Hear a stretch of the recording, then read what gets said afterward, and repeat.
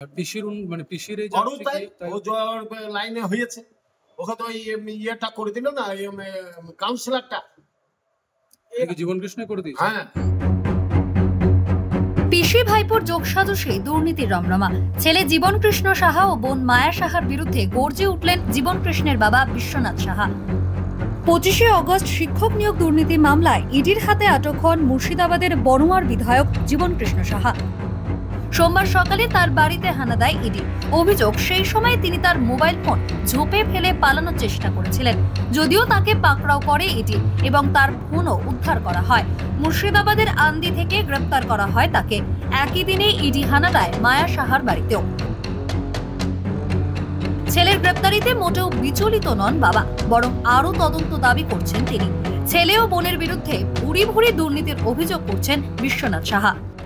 করার দরকার আছে, এটা রিট করার দরকার আছে। বহু সম্পত্তি করেছে মায়া সাহা, একটা লজ, তারপর লজ আছে একটা, তারপরে ওই কি বাজার, ওটা এম বাজার, জানে ইডিরা? জানে না।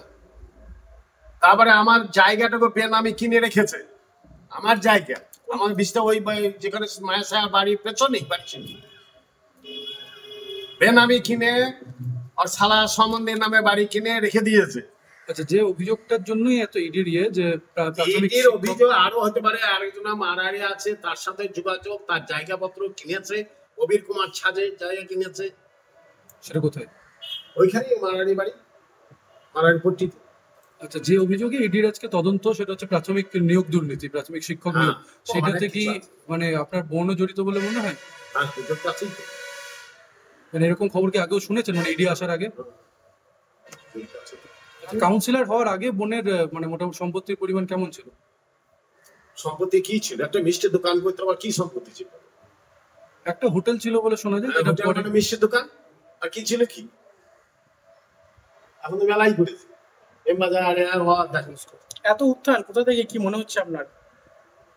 ওসব আমি বলতে পারবো না, যেটা বলে দিলাম। এটা আবার উত্থান কিভাবে এইভাবে হয়েছে, দুর্নীতি করে পয়সা করে কাউন্সিলর হয়েছে, এখন তো পয়সা অটোমেটিক আছে।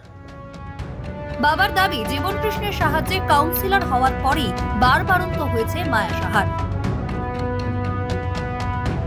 আগেও শিক্ষক নিয়োগ দুর্নীতি মামলায় সিবিআই এর হাতে গ্রেপ্তার হয়েছিলেন জীবন কৃষ্ণ, পরে জামিন পান।